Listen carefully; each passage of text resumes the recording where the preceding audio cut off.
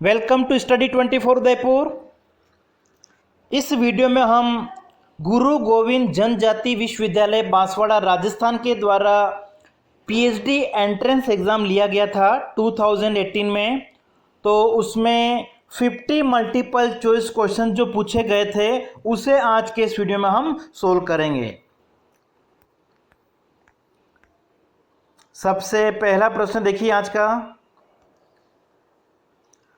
अर्थशास्त्र का वह भाग जिसमें हर मात्रा दिनांकित होती है आर्थिक प्रायोगिक हैं डायनेमिक हैं, ये जो परिभाषा है वो किसके द्वारा दी गई है?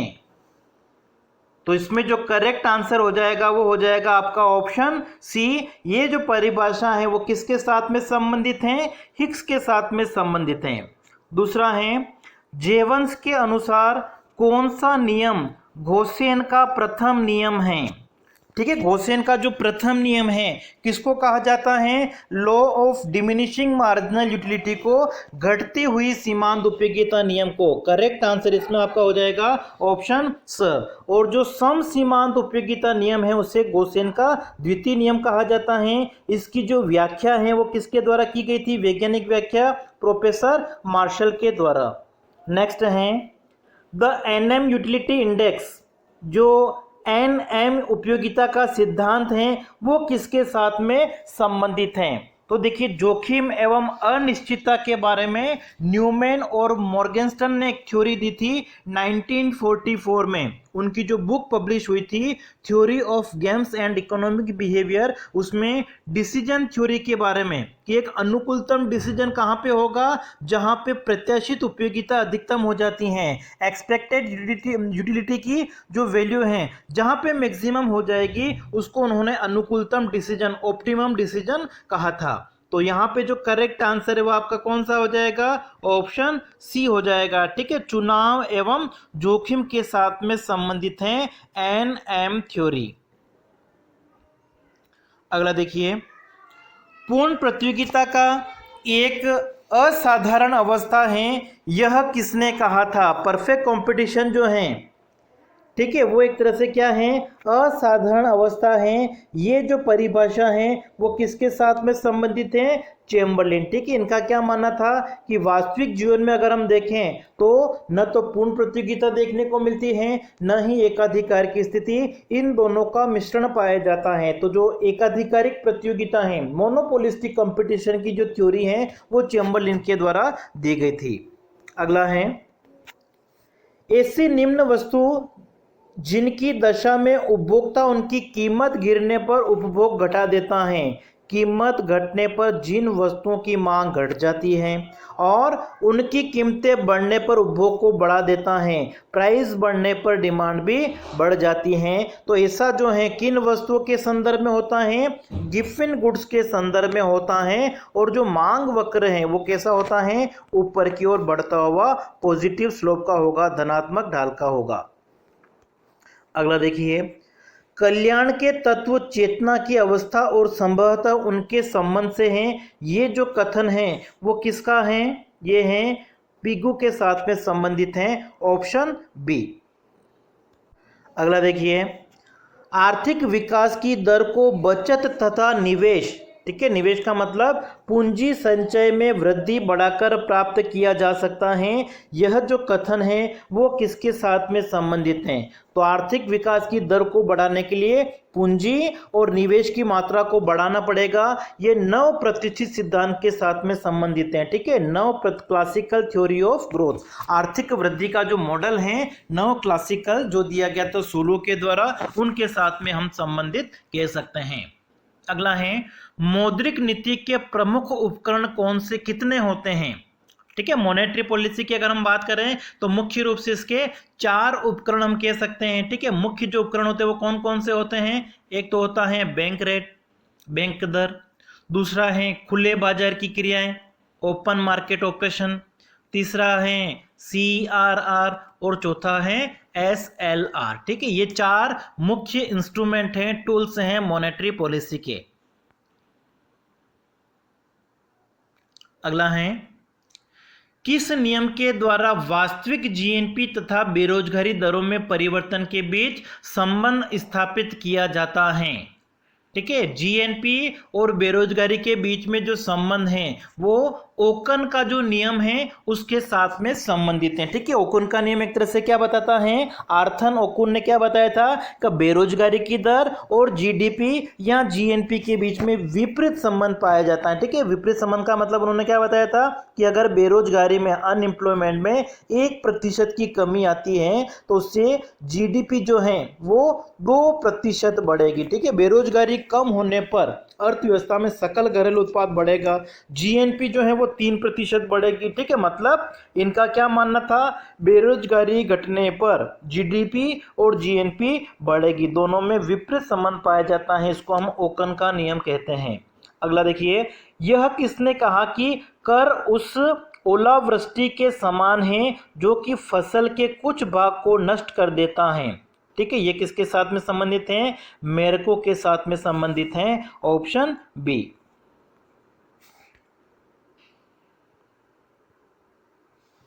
अगला देखिए, यह कर का एक अनिवार्य तत्व लक्षण नहीं है।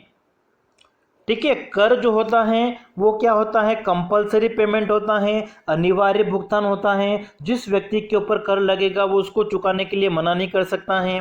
इसमें सभी लोगों का हित शामिल होता है, सामान्य हित के साथ में संबंधित है और भुगतान की व्यक्तिगत जवाबदारी होती है। लाभदायकता का इसमें इसका कोई संबंध नहीं है, मतलब जो व्यक्ति कर चुका रहा है सरकार उससे किसी प्रकार का वादा नहीं करती है कि बदले में सरकार उसे लाभ देगी। अगला देखिए, सीसी प्लेहम ने सार्वजनिक व्यय को 4 भागों में बांटा है। तो इनका सार्वजनिक व्यय का जो वर्गीकरण था वो किस आधार पर था, लाभ के आधार पे था, ऑप्शन हमारा स। अगला देखिए, पंप प्राइमिंग का जो संबंध है वो किसके साथ में है? ठीक है, पंप प्राइमिंग का जो संबंध है वो पब्लिक एक्सपेंडिचर के साथ में संबंधित हैं, सार्वजनिक व्यय के साथ में संबंधित हैं। ठीक है, इसका मतलब क्या हुआ कि सरकार अगर ज़्यादा व्यय करेगी, ठीक है, मंदी की जो स्थिति है, मंदी की स्थिति को दूर करने के लिए, अर्थव्यवस्था में तेजी लाने के लिए सरकार अपना खर्चा क्या करेगी, बढ़ाएगी और करों में क्या करेगी, कटौती करेगी। तो यहाँ पे इसका जो संबंध है वो किसके साथ में हो गया, सार्वजनिक व्यय के साथ में। ठीक है, जब अर्थव्यवस्था में तेजी लाने के लिए सरकार अपना खर्चा बढ़ा देती हैं तो इस स्थिति को अर्थशास्त्री क्या कहते हैं, पंप प्राइमिंग कहते हैं। अगला है, एडम स्मिथ द्वारा कराधान के कितने सिद्धांत बताए गए हैं?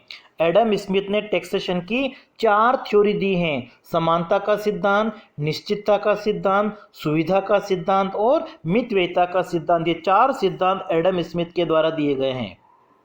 अगला देखिए, केंद्रीय सरकार ने प्रत्यक्ष कर के स्थान पर कौन सा नया कर लगाया? ठीक है, बिल्कुल प्रश्न में थोड़ी मिस्टेक नजर आ रही है, डायरेक्ट टैक्स के नाम लिख दिए सारे। ठीक है, तो सारे डायरेक्ट टैक्स तो जैसे कि आपका इनकम टैक्स हो गया, वेल्थ टैक्स हो गया, इनको हटाया नहीं गया है, इसका मतलब इसमें करेक्ट आंसर आपका हो जाएगा ऑप्शन सी। ठीक है, देखिए अप्रत्यक्ष कर अगर आता है यहाँ पे सेवा कर के स्थान पर वस्तु एवं सेवा कर जीएसटी को लागू किया गया है। जो सर्विस टैक्स पहले चलता था अब इन सभी करों को किसमें समावेश कर दिया, वस्तु एवं सेवा कर में। वो अप्रत्यक्ष कर थे, लेकिन यहाँ पे प्रत्यक्ष करके बच्चे में पूछा हुआ है, इसलिए आपका आंसर हो जाएगा डी। अगला है, शुम्पीटर ने व्यापार चक्र के सिद्धांत की व्याख्या किस आधार पे की है? तो देखिए शुम्पीटर के जो भी सिद्धांत है, चाहे वो व्यापार चक्र का सिद्धांत है या लाभ का सिद्धांत है, आर्थिक विकास का सिद्धांत है, उसका प्रमुख आधार क्या है, इनोवेशन। अर्थव्यवस्था में जो नव परिवर्तन होते हैं उसके आधार पर व्यापार चक्र उत्पन्न होते हैं। लाभ उत्पन्न होने का कारण क्या बताया था उन्होंने, नव परिवर्तन। तो जहां जहां पे भी इनोवेशन आ जाता है, किसने बात की थी, ये शुम्पीटर ने।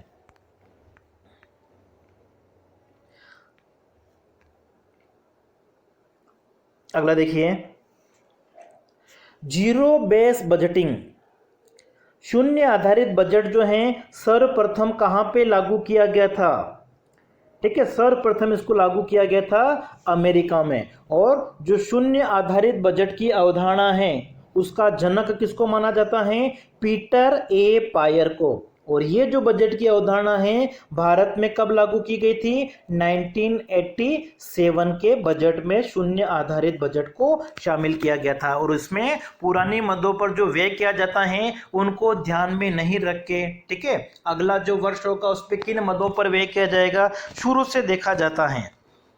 अगला है, भारत सरकार ने शून्य आधारित बजट जो है वो कब लागू किया था? अभी मैंने आपको बता दिया था भारत ने कब लागू किया गया था, अप्रैल 1987 में।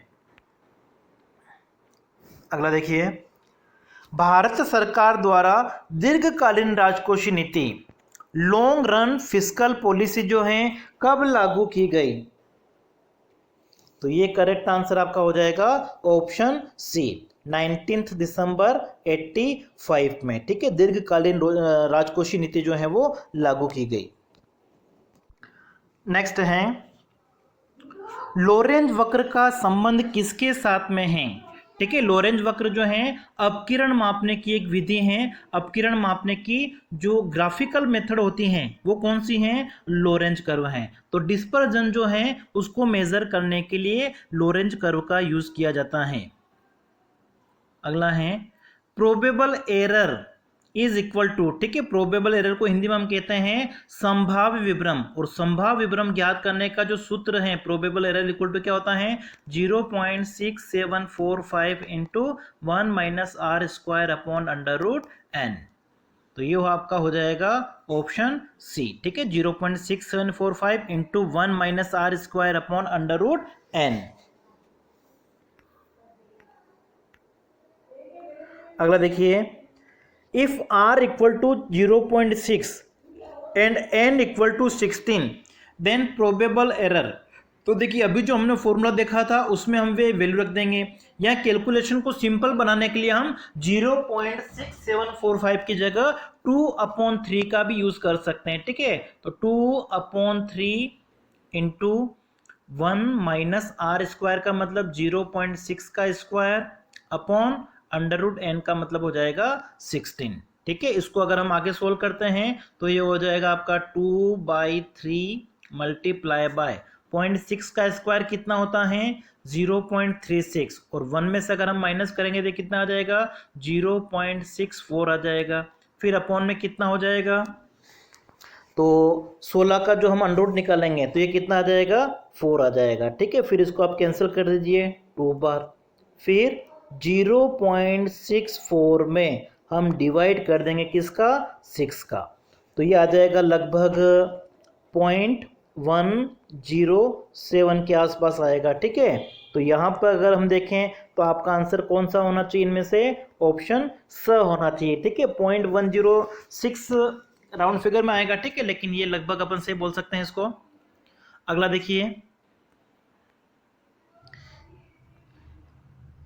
यदि bxy कितना है? 0.45 और byx कितना है? 0.8, then coefficient of correlation bxy कितना दे, देखो दोनों जो रिग्रेशन कोफिशिएंट हैं प्रतिगमन गुणांक हमको दे रखे हैं, और उसके आधार पर अगर आपको सहसंबंध निकालना तो उसका फॉर्मूला क्या होता है? r equal to under root bxy into byx, ठीक है। तो देखो इसमें वैल्यू अगर अपन रखेंगे तो हो जाएगा आपका 0.45 इंटू 0.8, दोनों को मल्टीप्लाई करके अगर अपन अंडर रूट निकालेंगे तो देखो कितना आएगा? 0.4 और 0.8 के बीच में आना चाहिए। तो देखो 0.4 और 0.8 के बीच में तो हमको यहाँ पे केवल एक ही वैल्यू दे रखी है, कितनी? 0.6 दे रखी है, ठीक है। तो यही आना चाहिए। फिर भी इसको आप एक बार कर लेना, देखो इन दोनों को अगर हम मल्टीप्लाई करते हैं और उसको अंडर रूट निकालेंगे तो जो वैल्यू आएगी वो इन दोनों के बीच में आएगी, मतलब 0.45 से ज़्यादा आएगी और 0.8 से कम आएगी। और हमारे पास में जो ऑप्शन दे रखे हैं चारों, उन चारों ऑप्शन में से इनके बीच में केवल एक ही वैल्यू दे रखी, वो कौन सी है? 0.6। तो करेक्ट आंसर आपका क्या हो जाएगा? ऑप्शन स।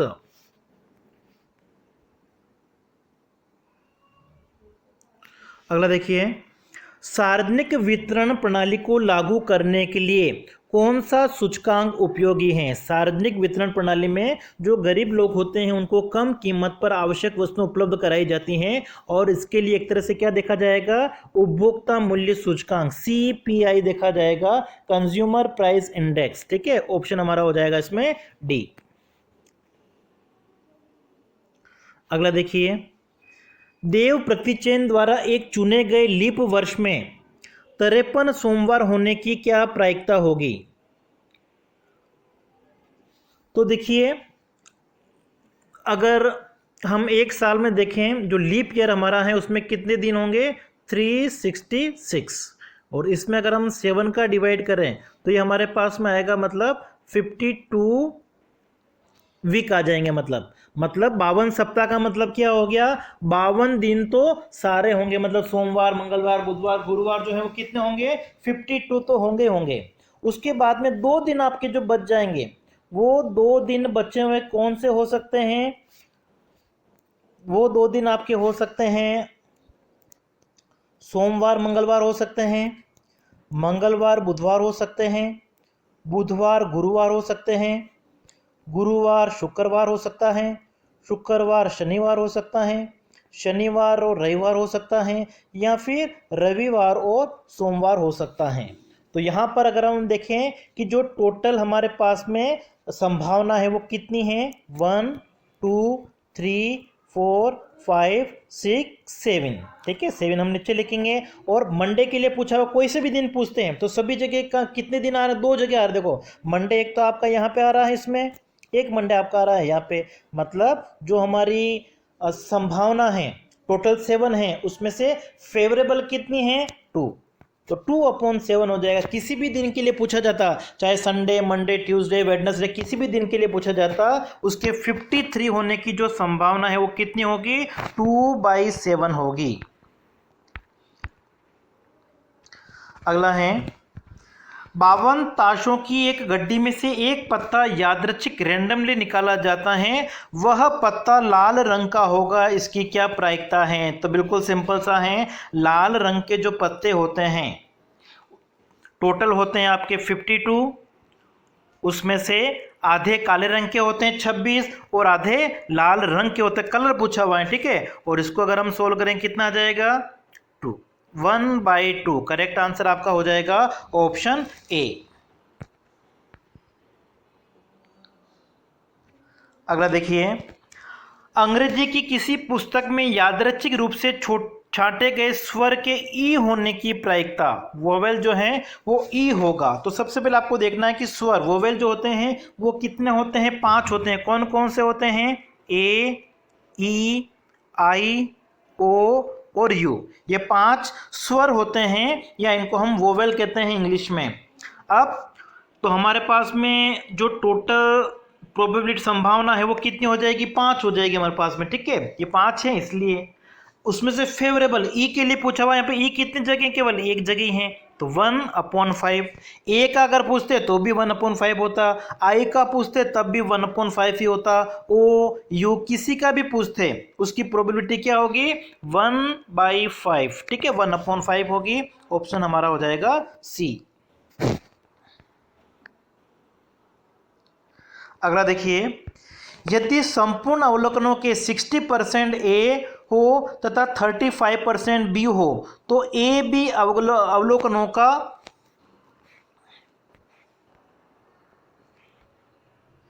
क्या प्रतिशत चाहिए जिससे हम निष्कर्ष निकालें कि ए और बी स्वतंत्र हैं?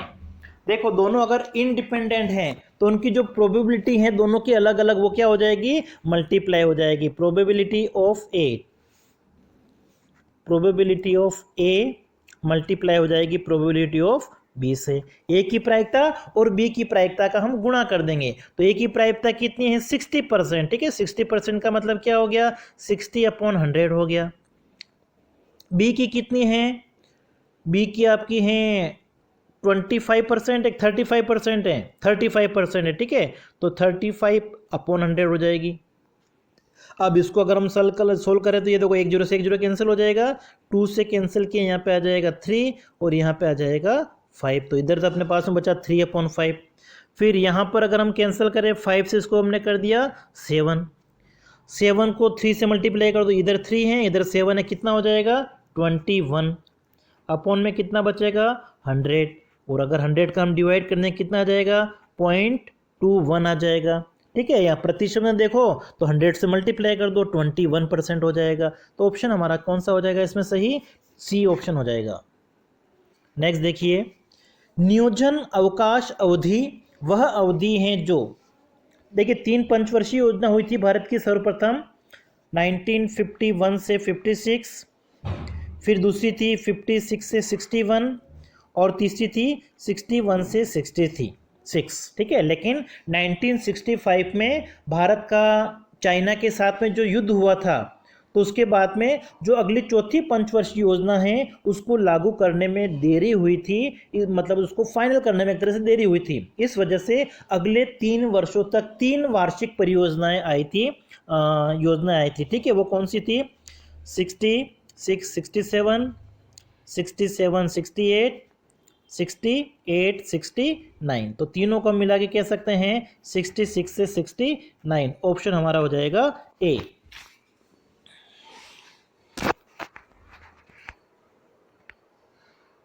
अगला देखिए, राष्ट्रीय जनसंख्या आयोग की स्थापना हुई थी, ठीक है। राष्ट्रीय जनसंख्या आयोग,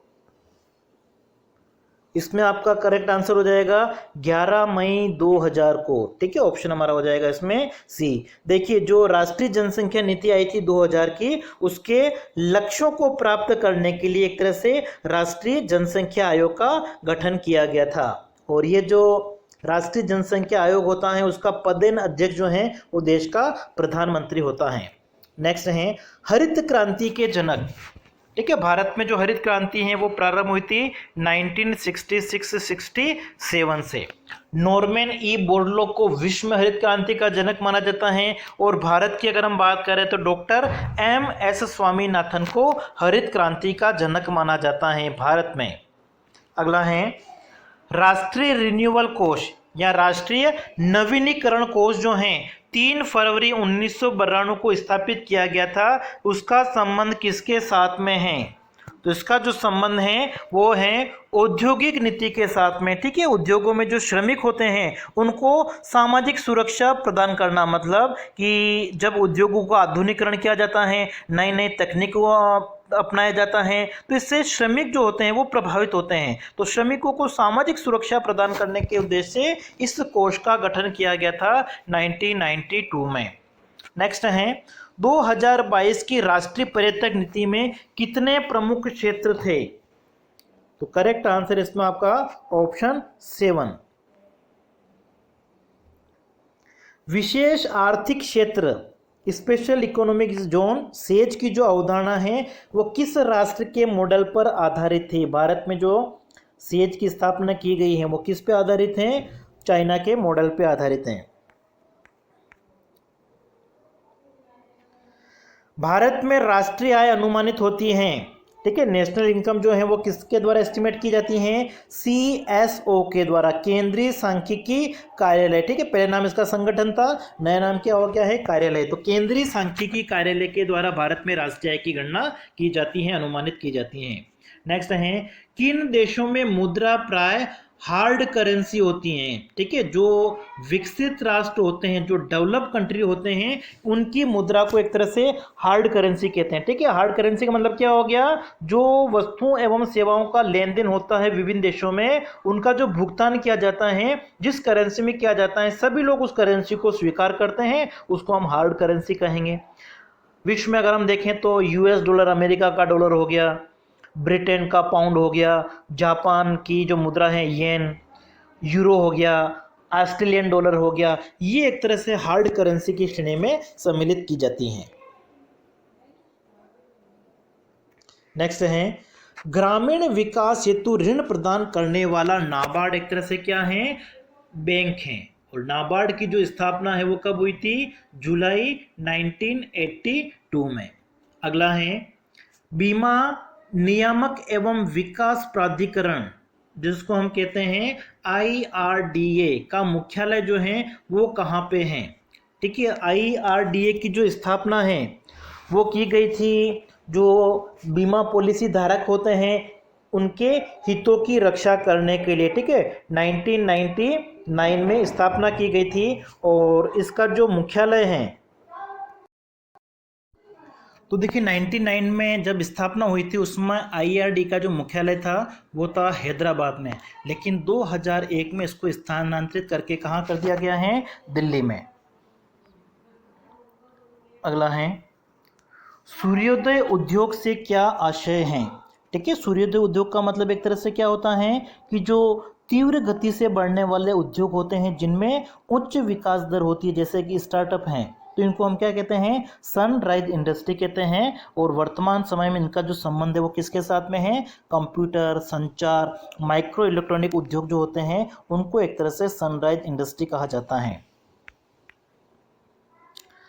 कृषि उत्पाद के लिए न्यूनतम समर्थन मूल्य घोषित किए जाते हैं, किसके द्वारा घोषित किए जाते हैं, CACP द्वारा। ठीक है, कृषि लागत एवं मूल्य आयोग के द्वारा।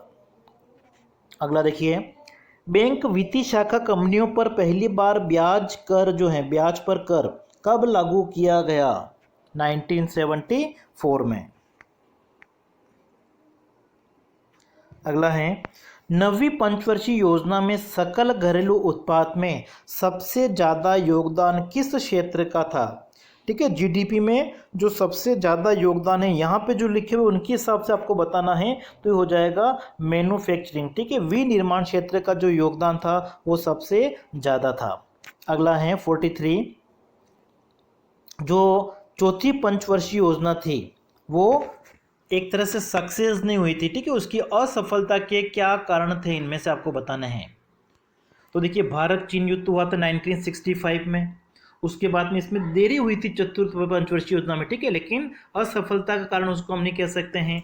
बांग्लादेशी शरणार्थियों का आना ये हो सकता है, खराब मानसून की स्थिति हो सकती है, प्रतिकूल मूल्य स्थिति हो सकती है, दूसरा तीसरा चौथा ऑप्शन हमारा हो सकता है। तो करेक्ट आंसर इसमें हो जाएगा सी।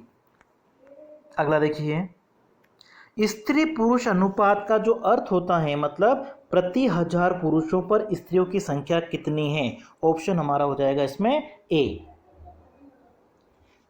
अगला देखिए, भारत में सन 2001 व 1999, ये गलत है, 91 होना चाहिए, कि जनगणनाओं में साक्षरता दर की गणना करते समय निम्न के बच्चों को सम्मिलित नहीं किया गया। ठीक है, 0 से 6 वर्ष की आयु के बच्चों को सम्मिलित नहीं किया गया था। अगला देखिए, तत्व उत्क्रामिता परीक्षण।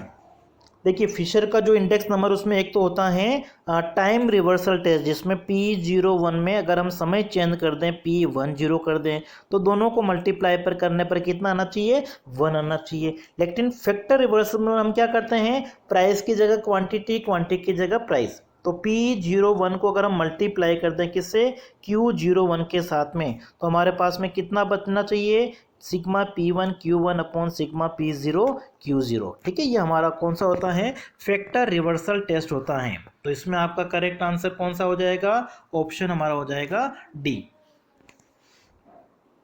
नेक्स्ट देखिए, चेम्बरलिन मॉडल किससे संबंधित हैं।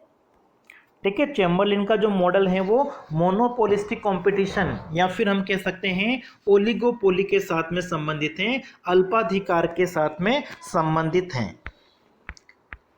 नेक्स्ट है CD प्रोडक्शन फंक्शन, या जिसको हम कहते हैं कोब डगलस उत्पादन फलन, जो हैं किसके अध्ययन पर आधारित हैं। तो कोब डगलस उत्पादन फलन 2 अर्थशास्त्रियों का अध्ययन था, और ये अमेरिका में जो मैन्युफैक्चरिंग इंडस्ट्रीज होती हैं, विनिर्माण उद्योग हैं, उनका उन्होंने अध्ययन किया था। अगला है, प्लानिंग एंड पुअर पुस्तक के जो रचयिता हैं वो कौन हैं। ठीक है, यह पुस्तक लिखी गई थी B.S. मिन्हास के द्वारा, और कब पब्लिश हुई थी ये, 1974 में। फिर अंतिम प्रश्न जो है, दास कैपिटल एक फेमस बुक है, इसके जो रचयिता हैं वो कौन है, कार्ल मार्क्स। ठीक है, दास कैपिटल जो बुक है वो किसके द्वारा लिखी गई है, कार्ल मार्क्स के द्वारा लिखी गई है।